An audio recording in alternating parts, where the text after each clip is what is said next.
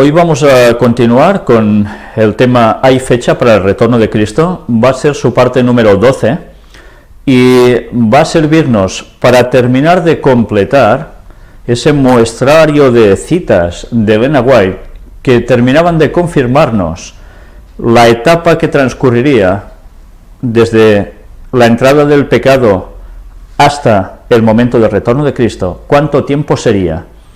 Y después vamos a tocar aún alguna cosa más. Pero antes de nada, como es habitual, vamos a hacerlo como Dios manda, con una oración.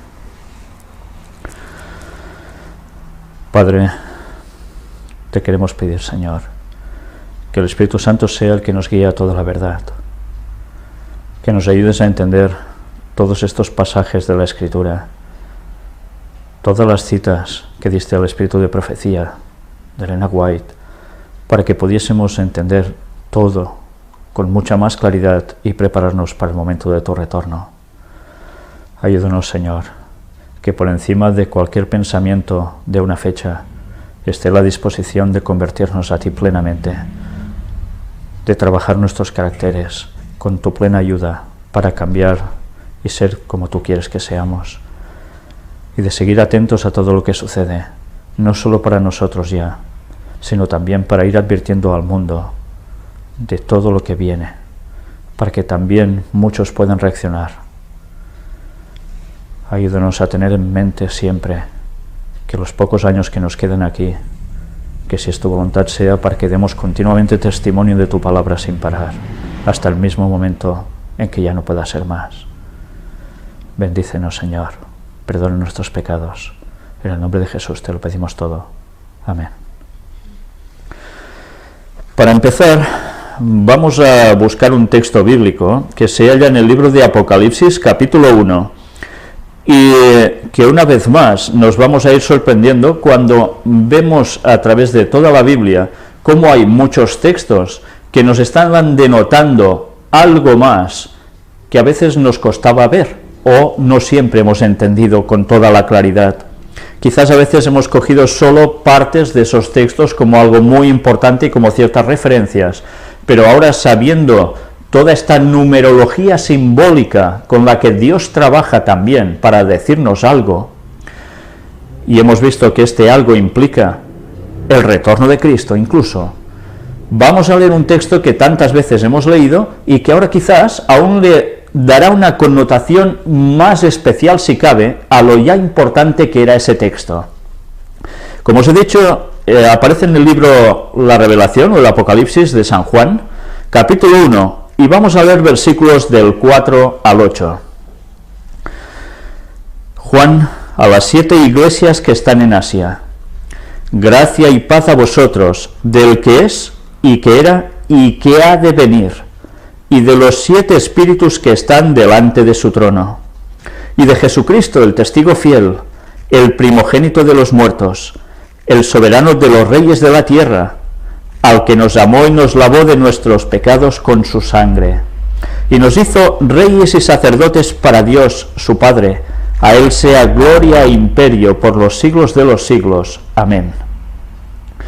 He aquí que viene con las nubes, y todo ojo le verá, y los que le traspasaron, y todos los linajes de la tierra harán lamentación por él. Sí, amén. Yo soy el alfa y la omega, principio y fin, dice el Señor, el que es, y que era, y que ha de venir, el Todopoderoso. Mirad cómo aquí Juan está recibiendo una instrucción para un momento clave de la historia. Sí que nos habla de que hay 7 iglesias que están en Asia, y Juan está refiriéndose a ellas, escribiéndoles también a ellas. Pero mirad, ¿cuántas hay? 7. Claro que podía haber más, también podía haber menos. Él se dirige a las 7 iglesias que están en Asia. Pero además ya relaciona automáticamente todo esto con algo muy importante. Jesús, ese testigo fiel, ese primogénito de los muertos, que aquí ya nos damos cuenta que ser primogénito no quiere decir ser el primero siempre, sino algo más que esto. Ser primogénito de los muertos. ¿Jesús fue el primer muerto que resucitó? ¿Sí? ¿Lo fue? No, Moisés fue antes, ¿verdad? ¿Y por qué él es el primogénito de los muertos? Porque es el que tiene la preeminencia. Y esto es muy distinto. Por tanto, tengamos presente a veces ciertas interpretaciones de personas que desvían las cosas de lo que realmente el texto nos quiere decir. Pero era evidente que él debía tener la preeminencia absolutamente en todo. A tal punto que además dice que nos ama tanto que lava nuestros pecados con su sangre. Y todo esto, ¿a qué lo está vinculando? Dice, después de esto, y nos hizo reyes y sacerdotes para Dios, su Padre. Por tanto, gracias a la limpieza del sacrificio que Él hace en la cruz por nosotros, automáticamente, después ya sabemos que hay todo el proceso en el santuario celestial que debía ocurrir, pero todo esto nos está ligando a que nosotros podamos ser reyes y sacerdotes, por tanto estar al lado de Dios, haciendo las funciones que Él quiere que hagamos. Pero no queda todo así, sino que además vincula, y recordemos que empieza con este 7, vincula todo ello a que viene con las nubes. Por tanto, lo está vinculando con la segunda venida de Jesús. Y nos describe ese momento en que todo ojo le verá. Todo el que esté vivo lo va a ver cuando está viniendo. Pero no van a ser solo los vivos de ese momento. El texto pone algo más. Y los que le traspasaron. ¿Cómo puede ser? ¿Los que le traspasaron son los que lo crucificaron? ¿Los que lo estuvieron juzgando? Y si esas personas están muertas, ¿cómo van a verlo? Evidentemente aquí ya nos denota claramente que hay una resurrección sumamente significativa y especial, distinta a los muertos que van a ser salvos, y es a los que les traspasaron. A estos también habrá una resurrección de ellos, para ver que a quien crucificaron era Cristo, era el Mesías, era el mismo Creador, Redentor, y que viene como Salvador a buscarnos. Además, también pensemos que dice que todos los linajes de la tierra harán lamentación por él. Todos, lamentación. ¿Por qué se lamentarán? Bueno, ¿los salvos se van a lamentar? Difícilmente, ¿verdad? Quien se va a lamentar, evidentemente, nos lleva al terreno de los que no van a ser salvos.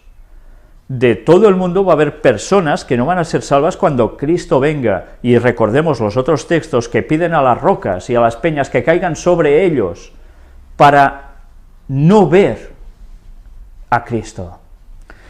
Mientras los salvos, ¿qué van a hacer? Los 144.000 salvos, ¿qué van a hacer? Regocijarse. Pero esto aún no es suficiente. Nos dice, yo soy el alfa y la omega, principio y fin. Y ya vimos las connotaciones también de todo esto. El que es, y que era, y que ha de venir, el Todopoderoso. Mirad cómo a Jesús se le aplica como el título Todopoderoso. A veces se habla del Todopoderoso solo como si fuera Dios Padre. No, mirad, comparten los mismos atributos, es la divinidad. A tal punto que es una reafirmación de su divinidad eterna. Era, es, vendrá, y es una promesa, vendrá. ¿Y cuándo vendrá? Eso es lo que tanto anhelamos. ¿Cuándo vendrás? ¿Cuántos años han pasado de cristianismo donde la gente con fe se ha preguntado, ¿cuándo vendrás, Señor? Esperando terminar con este mundo que tantas pocas alegrías llega a dar muchas veces, ¿verdad?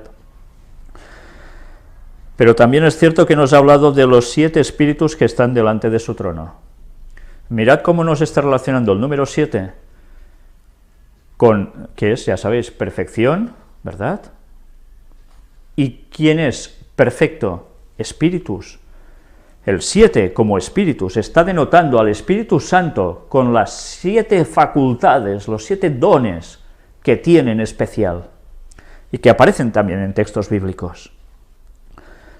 Por tanto, aquí nos está juntando a la divinidad, Padre, Hijo y Espíritu Santo.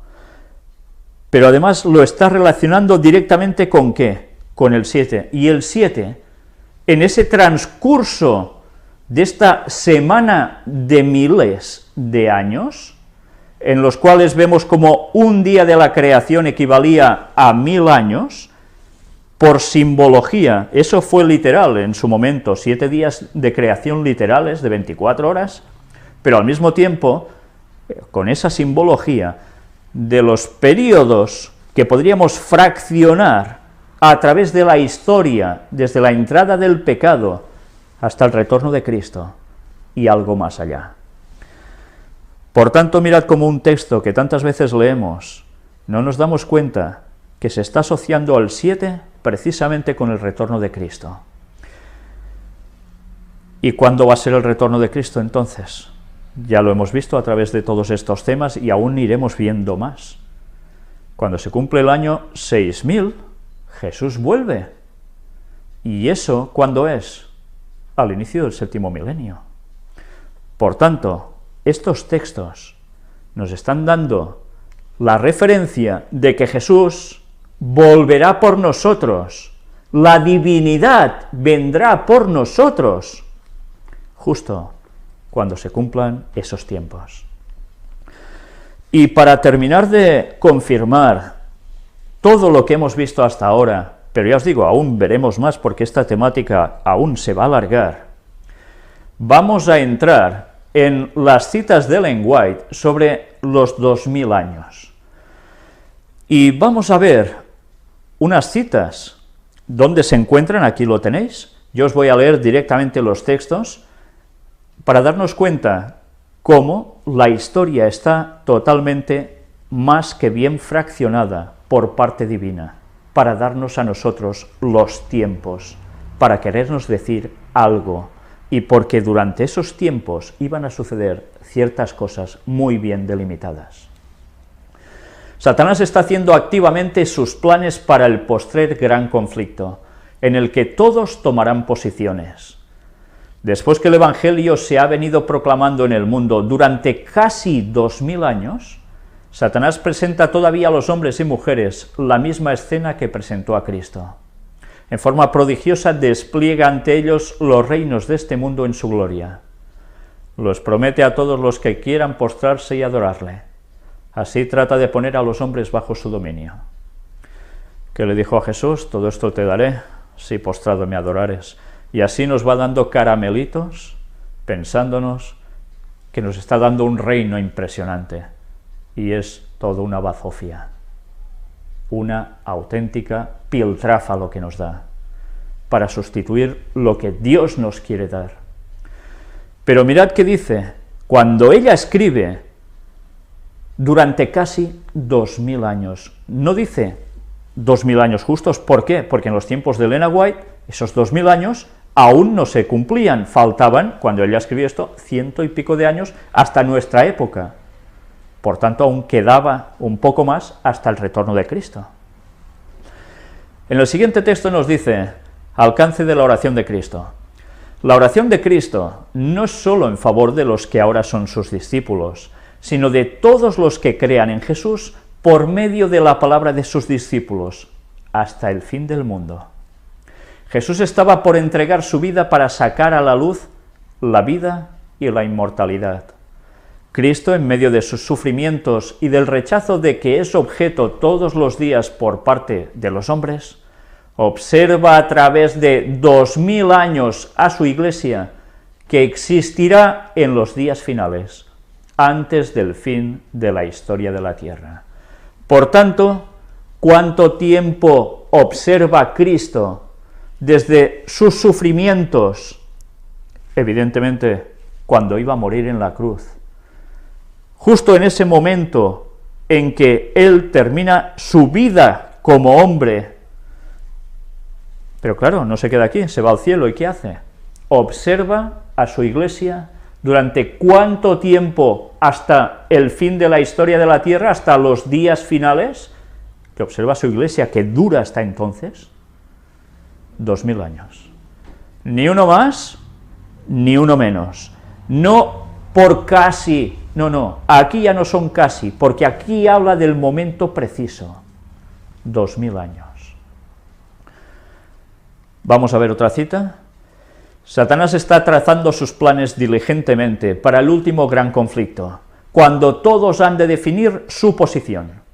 Después que el Evangelio ha recorrido casi 2000 años de historia, Satanás presentará a los hombres y las mujeres la misma escena que presentó a Cristo. En un maravilloso panorama, hará que los reinos de este mundo pasen su gloria ante ellos. Desplegará ante la extasiada vista de ellos los reinos de este mundo en toda su gloria, y les dirá que aquellas son solo muestras de lo que es su reino. ¿Pero lo son? No, no lo son. Mirad cómo ella aquí escribe, que también casi 2000 años de historia. En su tiempo, cuando ella escribía, una vez más, aún faltaban unos años para cumplirse los 2000. Pero al mismo tiempo nos está dando un detalle buenísimo, que a veces no somos conscientes de lo que nos está diciendo en estas líneas. Satanás, ¿qué va a hacer? Va a simular la venida de Jesús. Y mirad hasta qué punto va a simular una inmensa gloria, que van a quedar todos extasiados, viendo el panorama que les muestra de su grandeza, de su reino, entre comillas. Todo el mundo va a caer, porque cuando Satanás venga, no vendrá haciendo el tonto, vendrá con una simulación de poder sobrenatural, con una gloria, que todo el mundo dirá, esto es una maravilla, y eso es lo que querrá instaurar momentáneamente en la tierra, cuando todo por un instante, por poco tiempo, va a parecer una maravilla, una balsa de aceite, aquí no se mueve nada, todo va fantástico. Poco tiempo va a durar eso, porque entonces caen las plagas y viene el fin. Pero ya veis, nos habla de 2000 años. Y mirad esta otra cita. Hace casi 2000 años se oyó en el cielo una voz de significado misterioso, que partiendo del trono de Dios decía, «He aquí yo vengo». Interesante, ¿eh? Muy interesante. Sacrificio y ofrenda no los quisiste, empero un cuerpo me has preparado. He aquí yo vengo. En el rollo del libro está escrito de mí, para hacer, oh Dios, tu voluntad. En estas palabras se anunció el cumplimiento del propósito que había estado oculto desde las edades eternas. Cristo estaba por visitar nuestro mundo y encarnarse. Él dice, un cuerpo me has preparado. Si hubiese aparecido con la gloria que tenía con el Padre antes que el mundo fuese, no podríamos haber soportado la luz de su presencia. A fin de que pudiésemos contemplarla y no ser destruidos, la manifestación de su gloria fue velada, su divinidad fue cubierta de humanidad, la gloria invisible tomó forma humana visible. 2000 años atrás, una voz que parte del trono de Dios y dice, he aquí yo vengo. ¿Quién vino? ¿Fue Jesús? ¿Y estaba esa voz en el trono de Dios? ¿Se le prepara cuerpo? ¿Por parte de quién? Por parte de Dios. Y viene. Todo eso hace casi 2000 años en tiempos de Elena White. Ahora prácticamente diríamos que esos 2000 años estamos al límite casi de que se cumplan. Pero después de ver esas citas de 6000 años la anterior vez y ahora estas de 2000, vamos a ver las otras para terminar de completar el panorama, el gráfico que Dios nos estaba dando también, tanto en la Biblia como ahora estamos viendo en las citas de Elena White. Son las citas sobre 4000 años que ella escribe. Las que vais a ver aparecen a veces en muchos otros escritos recopilatorios de ella o de otros libros donde se cogía esa misma porción y se añadía para explicar cosas también parecidas. Las que ahora os voy a mostrar son, en definitiva, todas las que he podido encontrar al respecto. Y no van a ser repetidas, solo una de cada. Habría sido una humillación casi infinita para el Hijo de Dios revestirse de la naturaleza humana, aun cuando Adán poseía la inocencia del Edén. Pero Jesús aceptó la humanidad cuando la especie se hallaba debilitada por 4000 años de pecado. Jesús, cuando aparece en escena, han pasado ¿cuántos años? Desde el tema de la caída en el Edén, 4000 años. Cristo no estuvo en una situación tan favorable para resistir las tentaciones de Satanás en el desolado desierto, como lo estuvo Adán cuando fue tentado en el Edén. El Hijo de Dios se humilló y tomó la naturaleza del hombre después de que la raza humana ya hacía 4000 años que se había apartado del Edén y de su estado original de pureza y rectitud.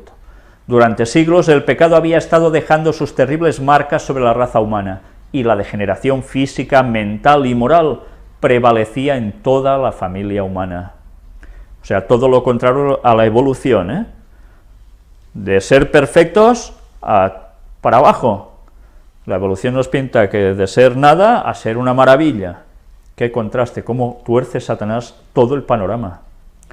Cuando Adán fue atacado por el tentador en el Edén, estaba sin mancha de pecado, estaba en toda la fortaleza de su perfección delante de Dios. Todos los órganos y facultades de su ser estaban igualmente desarrollados y armoniosamente equilibrados. En el desierto de la tentación, Cristo estuvo en el lugar de Adán para soportar la prueba que éste no había podido resistir. Aquí venció Cristo en lugar del pecador, 4000 años después de que Adán dio la espalda a la luz de su hogar, separada de la presencia de Dios, la familia. 4000 años de nuevo. Cristo se hallaba en el punto de transición entre dos sistemas y sus dos grandes fiestas respectivas. Esta cita es muy importante. Él, el Cordero Inmaculado de Dios, estaba por presentarse como ofrenda por el pecado, y así acabaría con el sistema de figuras y ceremonias que durante 4000 años había anunciado su muerte. Mientras comía la Pascua con sus discípulos, instituyó en su lugar el rito que había de conmemorar su gran sacrificio. La fiesta nacional de los judíos iba a desaparecer para siempre. El servicio que Cristo establecía había de ser observado por sus discípulos en todos los países y a través de todos los siglos. Esta cita es sumamente importante. Primero nos denota que en el Edén, Adán, después de pecar, empieza con el ritual del sacrificio del Cordero. De hecho, ¿quién es el primero que hace eso? Cristo mismo, el creador de Adán y Eva, que los viste de pieles, ¿no? Y Adán, ¿qué tiene que ir haciendo? Y sus hijos, ¿qué tienen que ir haciendo? Lo mismo. Y así, los sacrificios del Cordero, simbolizando al Inmaculado, a Cristo, pasan año tras año, hasta 4000 años, y entonces Jesús cumple esa festividad, que es dada especialmente al pueblo judío de un modo peculiar, justo cuando tienen que salir al éxodo en Egipto. Y resulta de que en esa cena ellos también toman hierbas amargas, ¿no? ¿Sabéis? Yo a veces me quedo perplejo cuando me comentan, mira, en la iglesia se ha hecho una Santa Cena tal como se hacía en los tiempos de Jesús, y se ha hecho poniendo escarola, ya sabéis que es un poco amarga, para simbolizar también esas hierbas amargas, etcétera, etcétera, todo un montaje, y así se ha hecho la Santa Cena.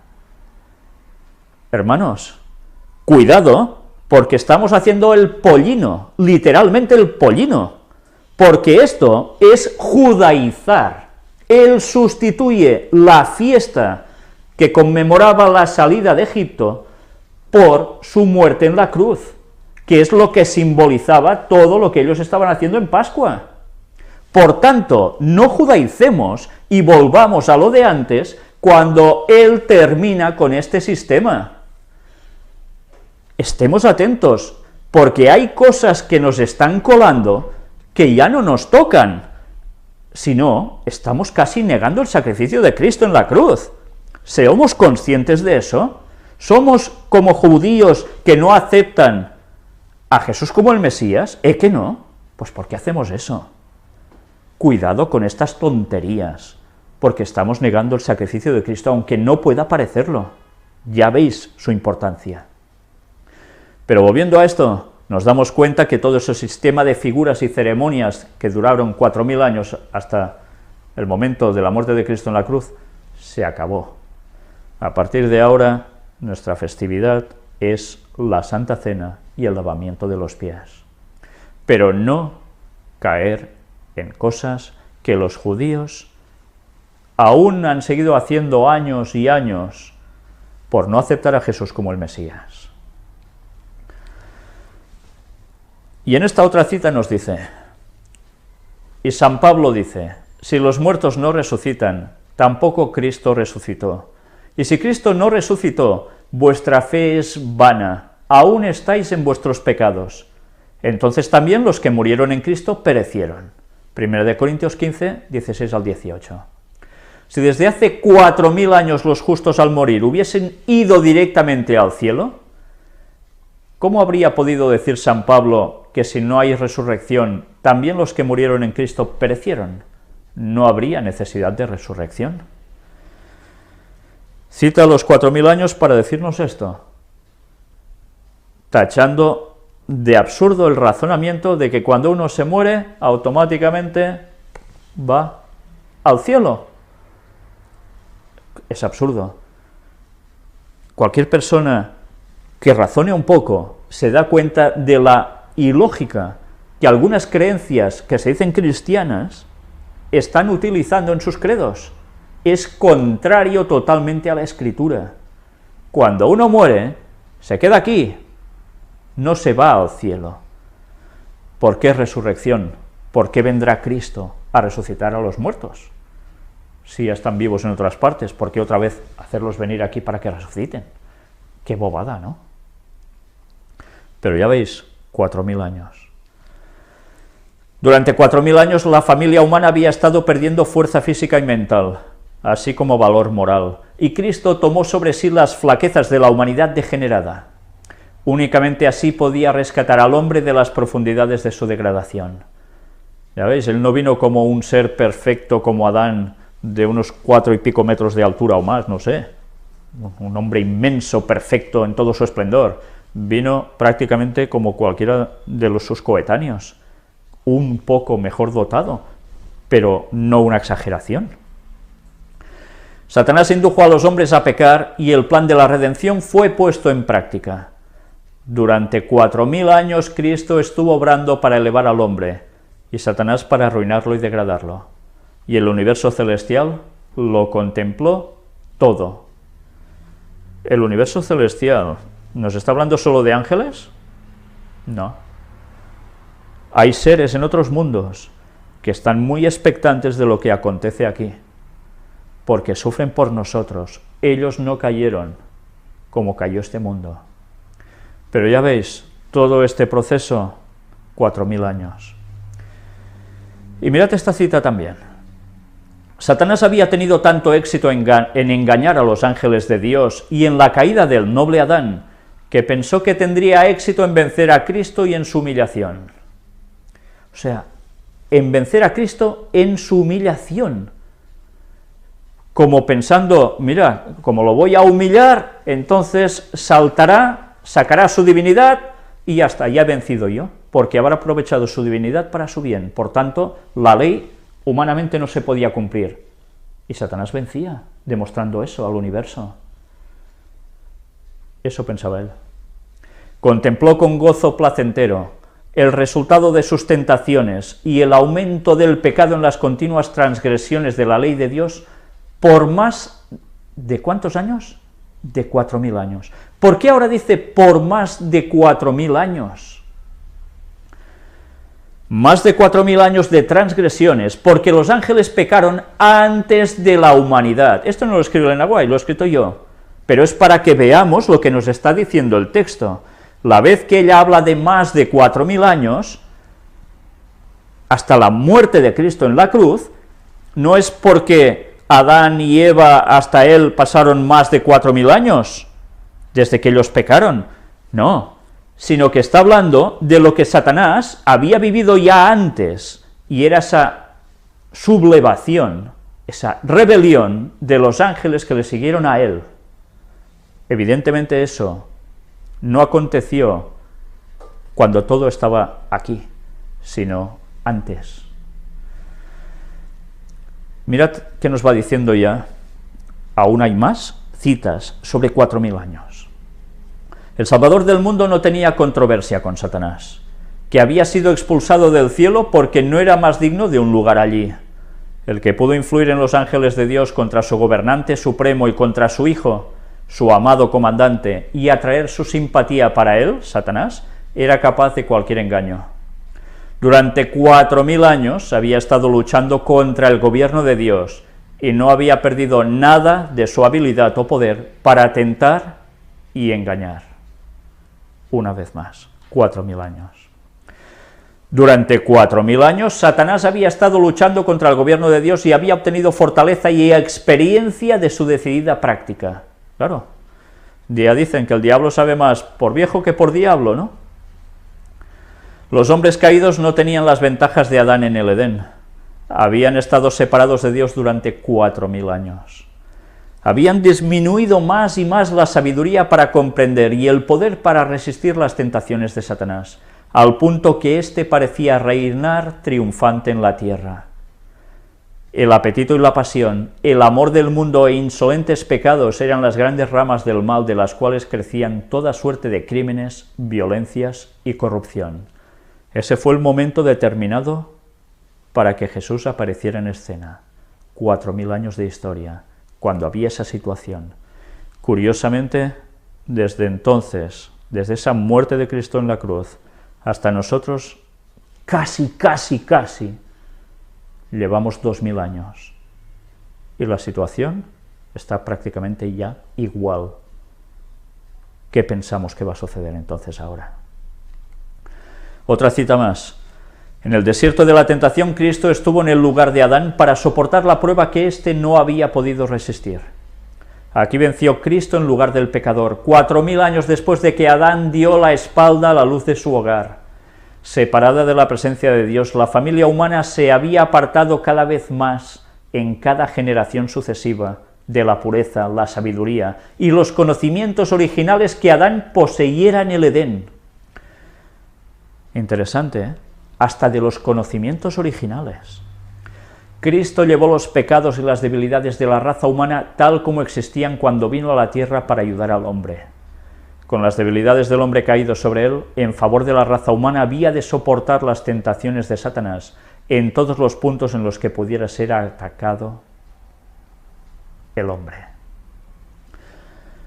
Por tanto, recordemos también, hay la tentación máxima de Cristo, ¿y qué hace? ¿Él cede? No, Él no cede, Él resiste en ese desierto de la tentación. Ahí vence Él, y Satanás empieza ya a tener clara su sentencia, pero aún y así va a seguir luchando hasta el final. Otras citas. Por 4000 años, desde el momento en que se hizo la declaración a Adán de que la simiente de la mujer heriría la cabeza de la serpiente, Satanás ha estado planeando su forma de ataque. Mirad, ¿desde qué momento? Desde el momento de la caída en que Jesús les hace la promesa de lo que él haría cuando se encarnara en la tierra. ¿Qué contraste con este ser perfecto presentó el segundo Adán? al entrar en el desierto para hacer frente a Satanás sin ayuda. Por 4000 años la raza había estado disminuyendo en tamaño y fuerza física y deteriorándose en valor moral. Por 4000 años la raza había estado disminuyendo en tamaño y fuerza física y deteriorándose en valor, y a fin de elevar al hombre caído, Cristo debía alcanzarlo donde él estaba. ¿Tenemos claro? 4000 años por todas partes. Y esta otra. Él, Cristo, puso fin a los sacrificios que por 4000 años se habían ofrecido. Muere él en la cruz, tipo antitipo se encuentran con los sacrificios mandados por él mismo a Adán y así sucesivamente a toda la línea de Sem, todo su pueblo posteriormente. Llegan los 4000 años, Jesús muere en la cruz y ese ritual se acabó. Pero justo pasaron 4000 años desde la entrada del pecado en el Edén. Y ya hemos visto 4000 hasta ese momento y 2000 a partir de ese momento en la cruz hasta su regreso. ¿Cuántos años son eso en total? Evidentemente son 6000, ¿no? 4 y 2, 6. Eso lo sabe hasta un niño pequeñito, ¿verdad? Vamos ahora a una cita clave básica, de esas que ya veis que os lo pongo en colores, como decimos en catalán, llampants, que se ven enseguida, porque verdaderamente es una cita clave básica. ¿Sabéis? Cuando os digo esto, voy a haceros referencia a un libro, El conflicto de los siglos. Este libro que tenéis en pantalla y que yo os estoy mostrando, es un libro que muchísimos adventistas tienen, y mucha otra gente que también, sin ser adventistas, lo han conseguido o se lo ha dado un adventista, y tantas veces nos lo hemos podido leer o no, porque cada vez es más difícil leerse un libro, parece ser, sobre todo cuando tiene un poco de grosor, como es este, por más interesante que sea. Y vamos a ir, precisamente, de este libro a esta página que veis aquí en pantalla. Es un diagrama que en el libro tradicional en español de la Biblioteca del Hogar Cristiano, ya veis esas tapas granates, amarronadas, dependiendo. Si vamos a la página 374, es la que tenéis aquí delante. Lo que estamos viendo es la explicación en diagrama que aparece en este libro sobre la profecía de los 2300 días, la que tanto hemos hablado estos días para ver si todo terminaba aquí o no, a nivel profético. Pero, ¿sabéis? Cuando vemos esta página, nos quedamos maravillados de toda esta explicación. Ya veis que precisamente está cortada en 7 partes.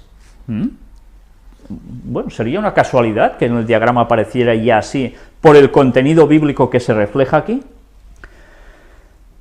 Por cierto, al séptimo, mirad lo que nos dice, a partir de 1844, el triple mensaje de Apocalipsis 14, del 6 al 12, es proclamado a todo el mundo antes de la segunda venida de Cristo a esta tierra.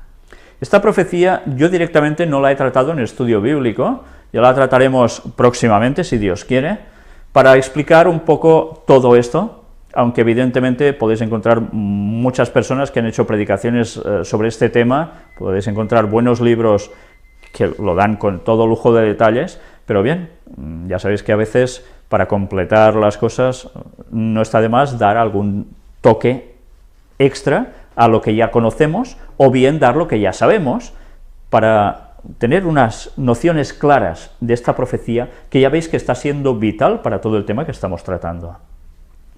Pero lo importante, ahora os diría, es algo que está en esta misma página,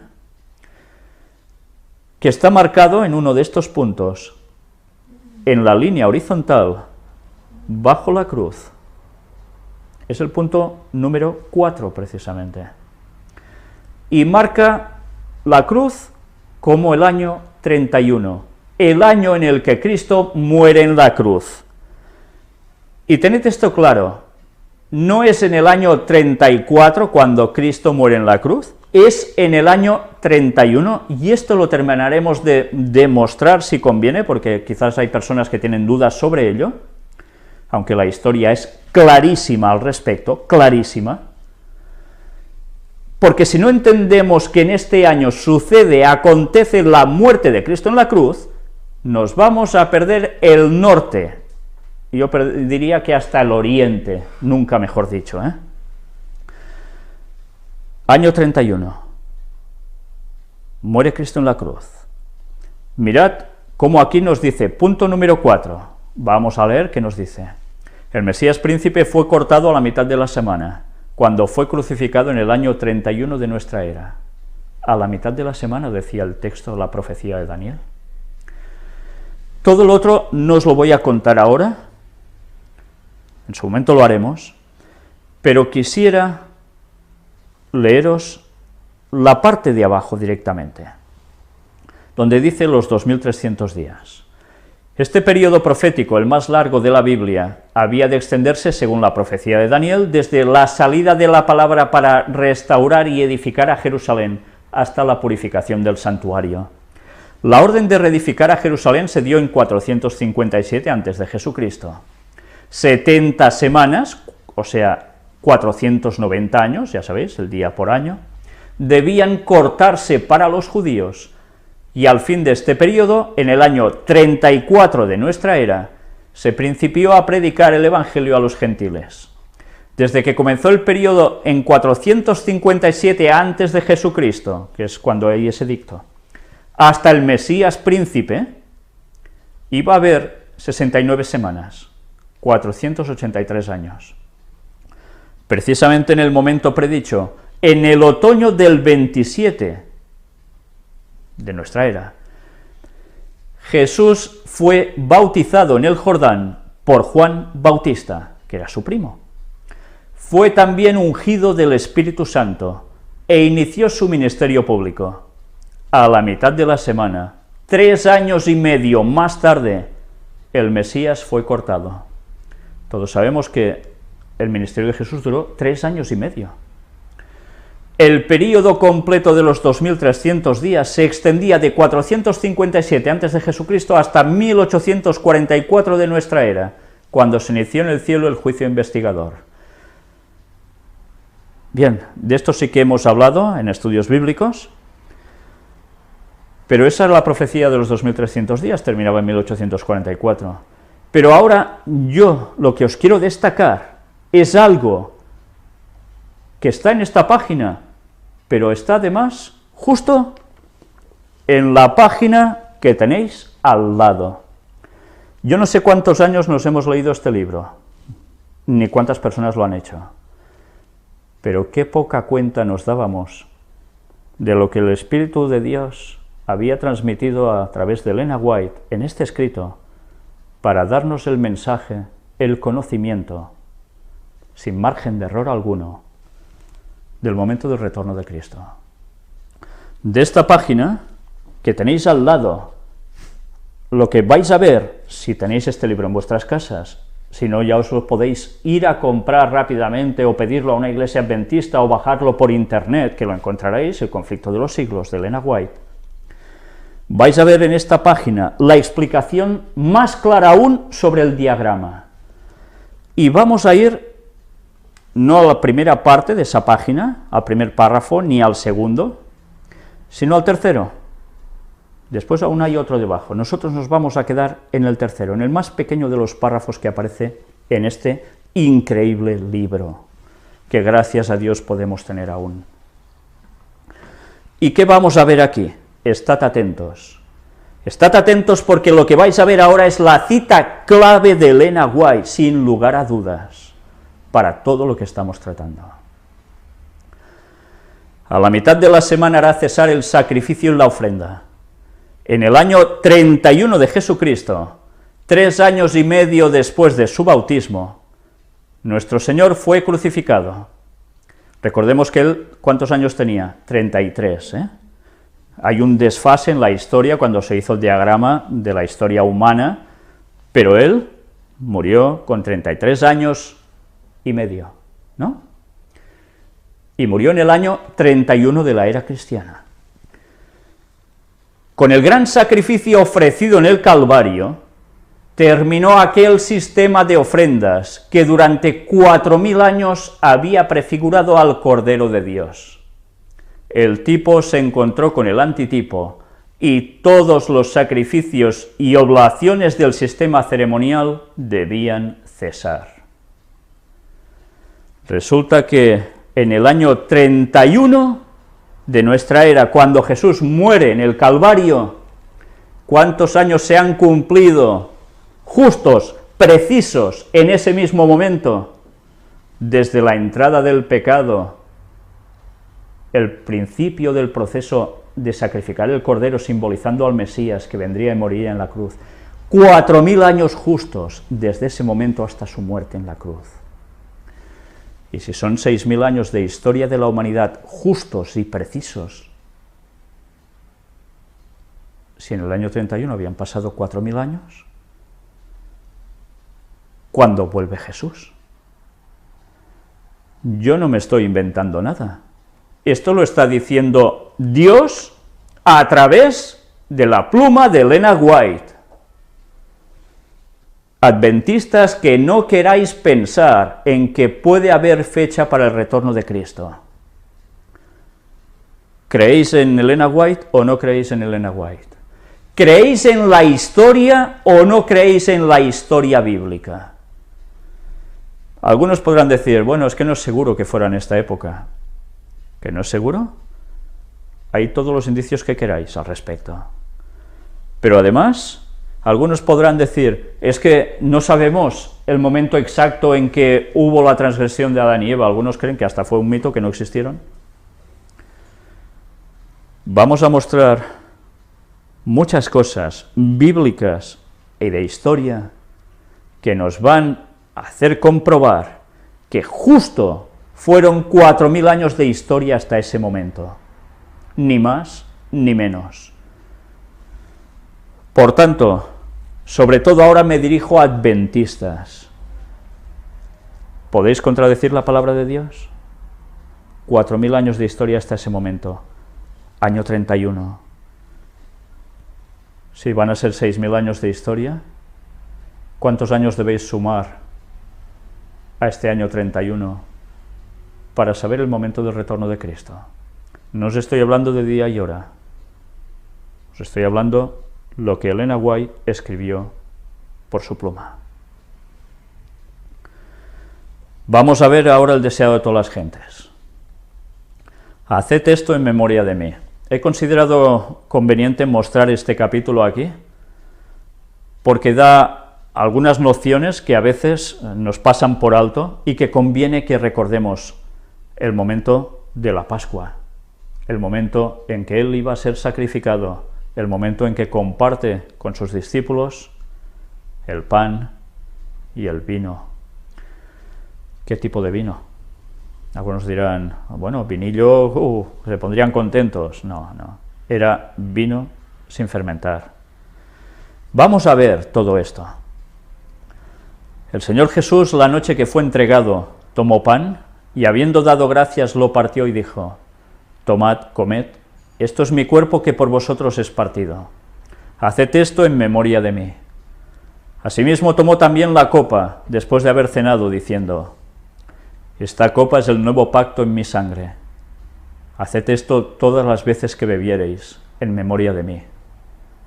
Porque todas las veces que comiereis este pan y bebiereis esta copa, la muerte del Señor anunciáis hasta que venga. ¡Qué maravilla! ¿Eh? El privilegio que tenemos de hacer la Santa Cena. Siempre, ¿hasta qué momento? Para mí, la verdad, hay cosas que os puede parecer una tontería, pero que a mí me emocionan. Saber que estamos anunciando cada vez eso, que hacemos esto, que participamos de este ritual que Él estableció sustituyendo la Pascua judía. Estamos anunciando que Él vuelve. Estamos anunciando cada vez esto, y lo vamos a seguir haciendo, si Dios quiere, hasta ese momento, como un testimonio a nosotros y al mundo de que hubo un sacrificio de Cristo en la cruz, y algo más, de que va a volver. Y para eso quedan ¿cuántos años? Ya habéis visto, ¿no? Cristo se hallaba en el punto de transición entre dos sistemas y sus dos grandes fiestas respectivas. Él, el Cordero Inmaculado de Dios, estaba por presentarse como ofrenda por el pecado, y así acabaría con el sistema de figuras y ceremonias que durante 4000 años había anunciado su muerte. Mientras comía la Pascua con sus discípulos, instituyó en su lugar el rito que había de conmemorar su gran sacrificio. La fiesta nacional de los judíos iba a desaparecer para siempre. El servicio que Cristo establecía había de ser observado por sus discípulos en todos los países y a través de todos los siglos. Algunos, ¿sabéis qué están haciendo? Celebrando la Santa Cena comiendo carne. Pero, ¿os dais cuenta de lo que estáis haciendo? ¿Os dais cuenta de que esto es una locura? Porque Él dijo algo al respecto sobre el pan y el vino, lo que simbolizaban. Allí no tiene que haber carne para nada. Pero sigamos viendo qué más nos dice aquí. La Pascua fue ordenada como conmemoración del libramiento de Israel de la servidumbre egipcia. Dios había indicado que año tras año, cuando los hijos preguntasen el significado de este rito, se les repitiese la historia. Así había de mantenerse fresca en la memoria de todos aquella maravillosa liberación. El rito de la Cena del Señor fue dado para conmemorar la gran liberación obrada como resultado de la muerte de Cristo. Este rito ha de celebrarse hasta que Él venga por segunda vez con poder y gloria. Es el medio por el cual ha de mantenerse fresco en nuestra mente el recuerdo de su gran obra en favor nuestro. Esta es la conmemoración de la muerte en la cruz. No se trata de que vayamos colgando, que llevemos colgando cruces, ni nada parecido. Este es el recordatorio que debemos tener. Y esto es lo que nos tiene que hacer pensar que pronto esta Santa Cena la vamos a hacer ¿con quién? Con Él. Pero eso ya no será aquí en la tierra, será cuando venga a buscarnos y todos los salvos de todas las épocas lo hagamos en el cielo. Pero sigamos viendo qué más nos dice aquí. En ocasión de su liberación de Egipto, los hijos de Israel comieron la cena de Pascua de pie, con los lomos ceñidos, con el bordón en la mano, listos para el viaje. ¿Ya veis por qué tenía que ser así?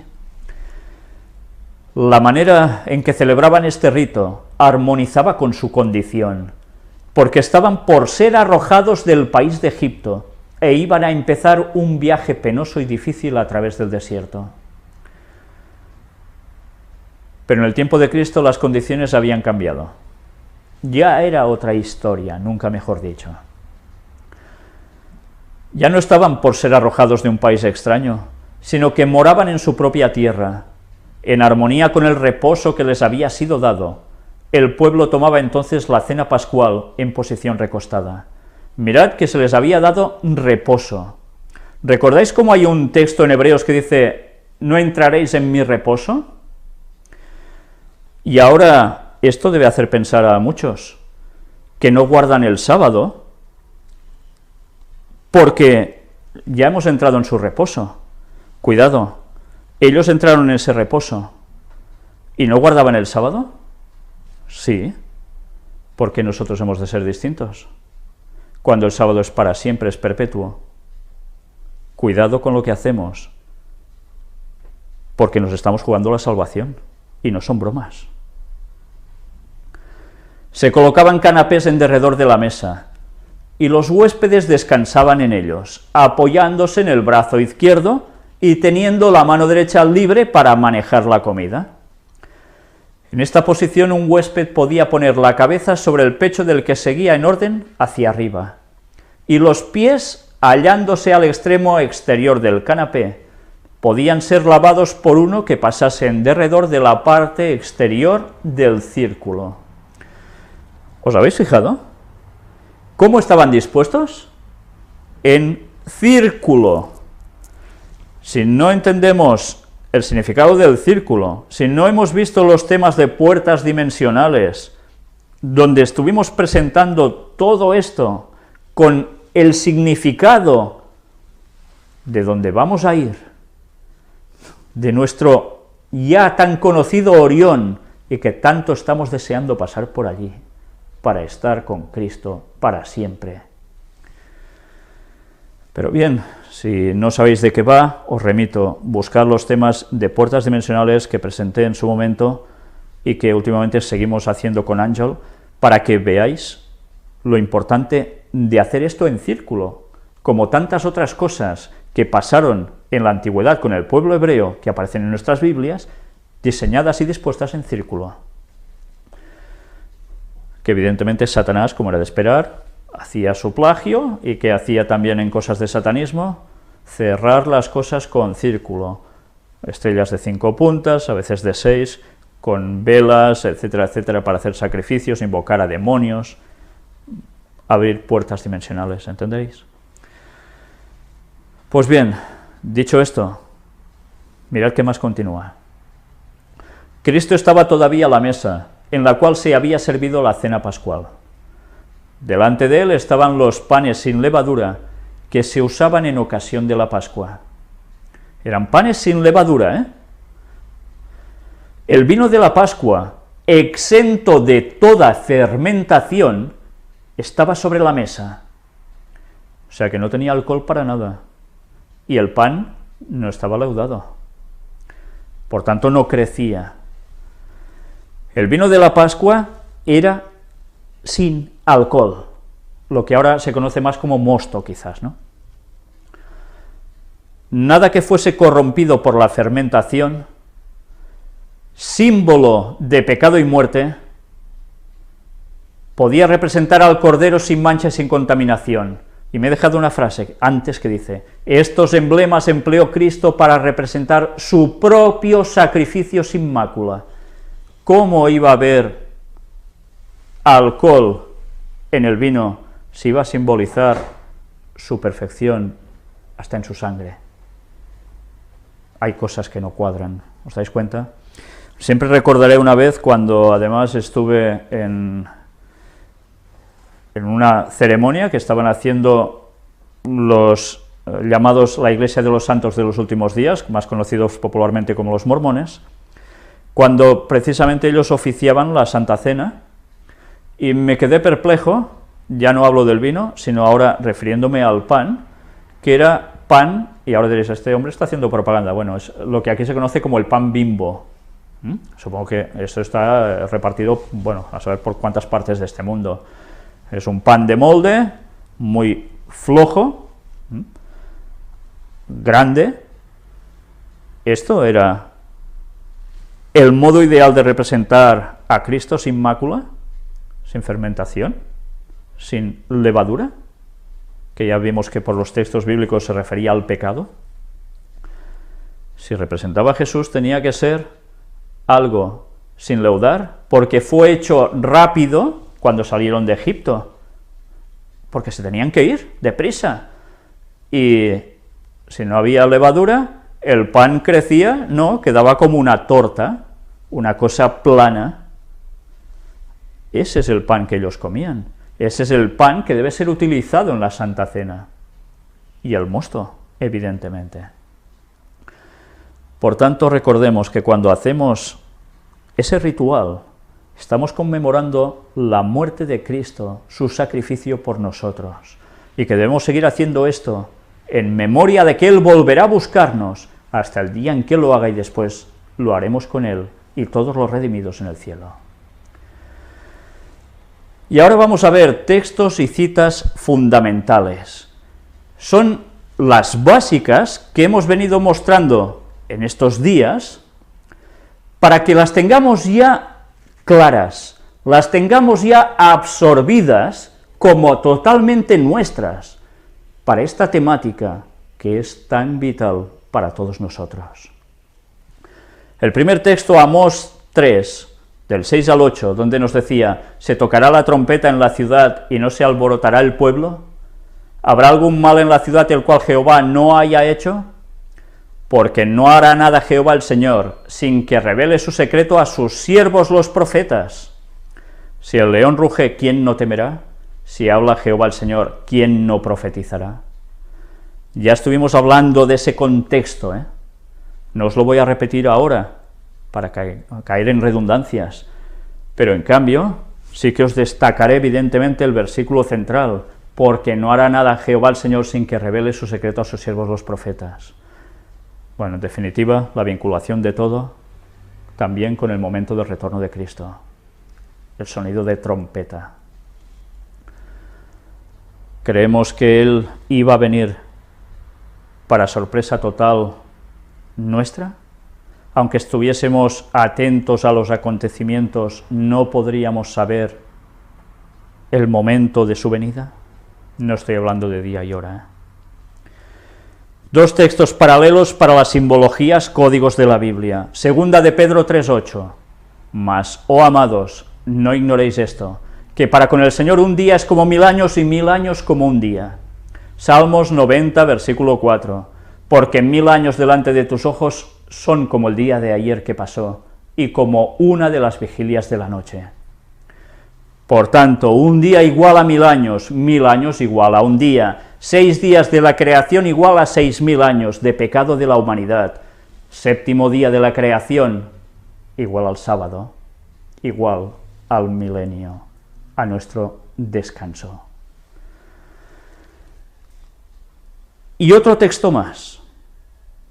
En el tercer juicio sobre el mundo, la segunda venida de Jesús, ¿nos advirtió Dios también de un tiempo definido para ese momento? Oseas 6, del 1 al 3. Venid y volvamos a Jehová, porque Él arrebató y nos curará, hirió y nos vendará. Nos dará vida después de 2 días, en el tercer día nos resucitará y viviremos delante de Él. Y conoceremos y proseguiremos en conocer a Jehová, como el alba está dispuesta a su salida, y vendrá a nosotros como la lluvia tardía y temprana a la tierra. Todos los otros textos han sido ampliamente comentados, pero son textos claves que nadie puede debatiros de todo lo que hemos estado presentando hasta ahora, cómo van ligados precisamente, muy directamente, al momento del retorno de Cristo. Este texto no lo vamos a comentar ahora aún. Recordemos también esta cita, una palabra a la manada pequeña. Con respecto al tiempo en que Cristo viene, Él dice en Marcos 13:32, pero de aquel día y de la hora nadie sabe, ni aun los ángeles que están en el cielo, ni el Hijo, sino el Padre. Muchos creen que este pasaje prueba que los hombres nunca van a saber la hora, pero si prueba esto, también prueba que el Hijo de Dios mismo nunca sabrá la hora, porque el pasaje declara precisamente lo mismo acerca de Él, que con respecto a los ángeles y a los hombres. Pero, ¿puede alguna persona creer que nuestro glorioso Señor, a quien todo el poder en el cielo y en la tierra ha sido dado, ignora y seguirá ignorante concerniente a la hora, hasta el mismo momento en que Él venga a juzgar al mundo? Si no es así, entonces ciertamente este texto no prueba que a los hombres no se les puede dar a entender la hora. Una antigua versión inglesa del pasaje dice, pero del día y la hora nadie sabe, ni aun los ángeles de los cielos, sino mi Padre solo. Estamos recordando, a modo de resumen, lo más esencial que debemos tener presente cuando hablemos de estos temas. Si Cristo es Dios, ¿cómo no va a saber Él la hora? Y aquí, una vez más, haciendo referencia a un personaje que aparece en el conflicto de los siglos. Así que los que estudian la palabra de Dios pueden confiar que encontrarán indicado con claridad en las Escrituras el acontecimiento más estupendo que debe realizarse en la historia de la humanidad, la segunda venida de Jesús. Elena White nos lo estaba diciendo, y lo hemos visto hoy en la cita del conflicto de los siglos del año 31. Más claro podía ser. Somos nosotros que no nos enterábamos, pero eso estaba allí con toda su claridad. Pero mirad que además dice, así que los que estudian la palabra de Dios pueden confiar que encontrarán indicado con claridad en las Escrituras el acontecimiento Por tanto, en las Escrituras, este acontecimiento, que es el más estupendo que debe pasarnos para todos los humanos en toda la historia, está reflejado en la Biblia. Y lo estamos viendo en los textos que hemos estado mostrando, en estos 3 últimos temas, que hemos hecho una recopilación de textos bíblicos que habían aparecido, que nosotros habíamos comentado, tanto en Puertas Dimensionales como en el tercer Elías, como además todo lo que venimos presentando ahora. Todo nos decía, 6.000 años de historia, matemáticos, y vuelve Jesús a buscarnos. Y ya habéis visto cuándo va a ser eso. Aquí, aún hablando sobre Wolf, nos recuerda esto. Wolf creía inminente la venida del Señor. Según su interpretación de los períodos proféticos, la gran consumación debía verificarse en fecha no muy diferente de la señalada por Miller. A los que se fundaban en el pasaje del día y hora nadie sabe, para afirmar que nadie podía saber nada respecto a la proximidad del advenimiento, Wolf les contestaba: ¿dijo el Señor que el día y la hora no se sabrían jamás? ¿No nos dio señales de los tiempos para que reconociéramos siquiera la proximidad de su venida, como se reconoce la cercanía del estío por la higuera cuando brotan sus hojas? ¿No conoceremos jamás ese tiempo cuando Él mismo nos exhortó no solo a leer la profecía de Daniel, sino también a comprenderla? Y es precisamente en Daniel donde se dice que las palabras serían selladas hasta el tiempo del fin, lo que era el caso en su tiempo, y que muchos correrán de aquí para allá, expresión hebraica que significa observar y pensar en el tiempo, y la ciencia respecto a ese tiempo será aumentada, cita Daniel 12:4. Además, nuestro Señor no dice que la proximidad del tiempo no será conocida, sino que nadie sabe con exactitud el día ni la hora. Dice que se sabrá bastante por las señales de los tiempos, para inducirnos a que nos preparemos para su venida, así como Noé preparó el arca. Y ya vimos que Noé la preparó, diciendo: os quedan 120 años. Dios se lo mostró, y Él lo anunció. Y nosotros no vamos a anunciar: os quedan tantos X años. Por favor, ¿cómo no vamos a hacer eso?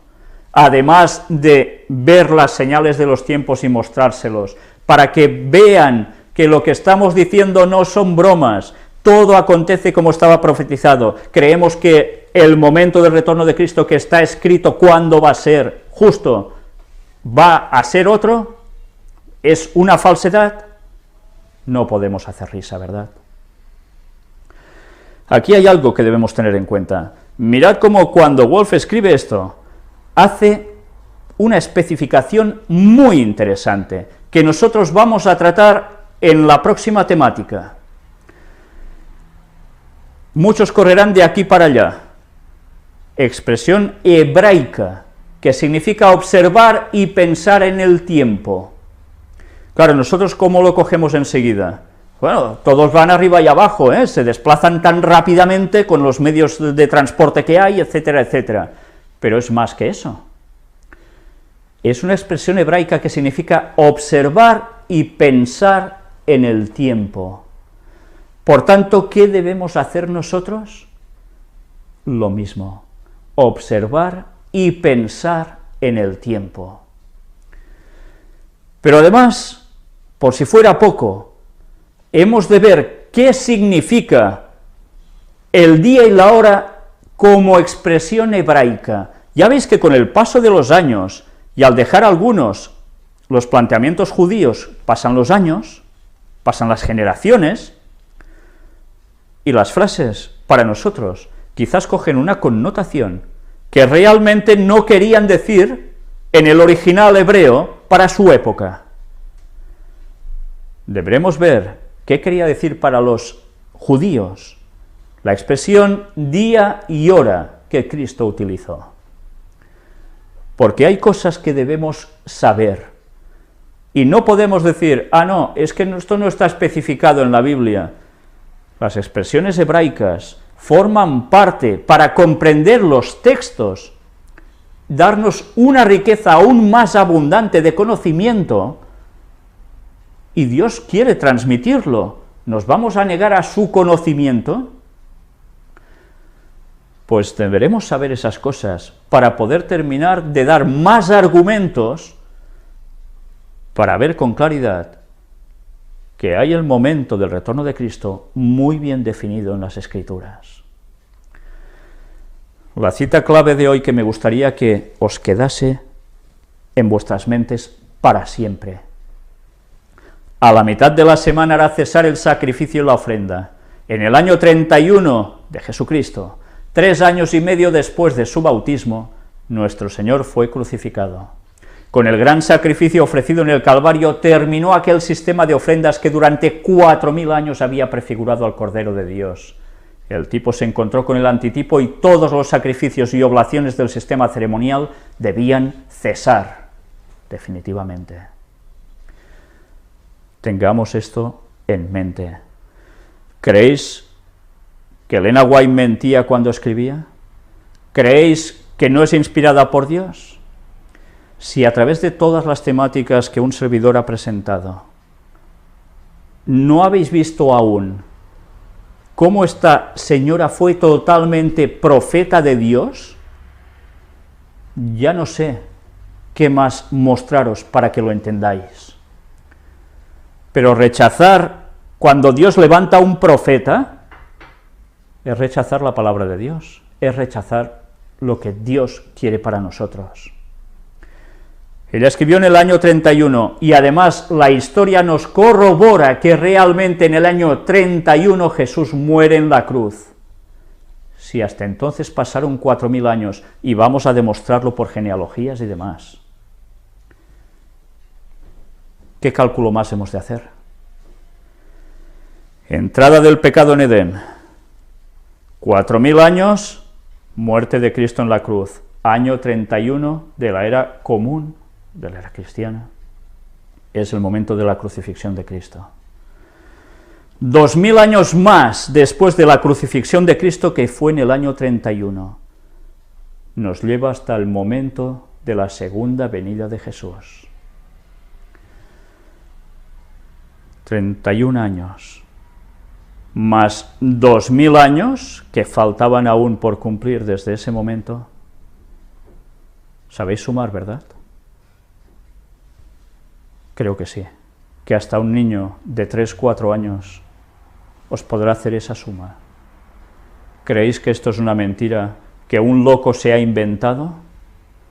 ¿O creéis que Dios nos lo ha mostrado con una claridad meridiana y nosotros no nos habíamos enterado? Queda muy poco para ese momento. Hoy, ¿qué año es? ¿2014?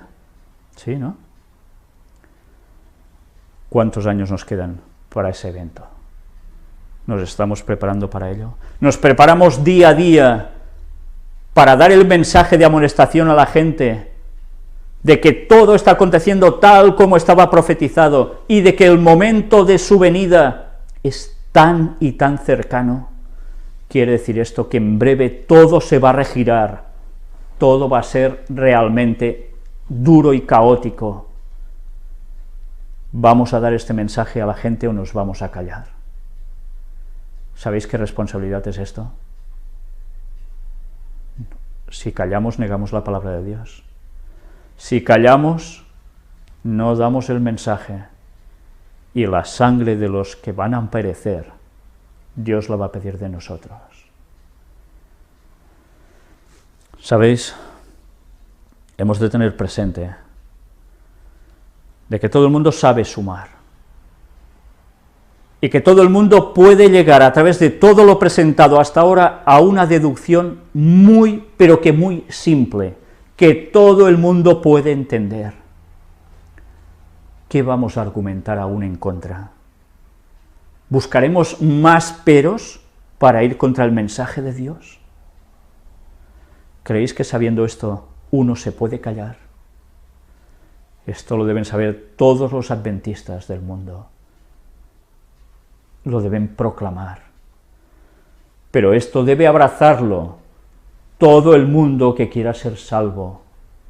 Cristo no vino aquí a perder el tiempo, vino a sacrificarse justo cuando tocaba, y para poder ser salvos todos 2000 años después. sus tiempos proféticos son exactos. ¿Cuándo murió Cristo? ¿En qué época? Sí, año 31. ¿Pero qué era? Pascua.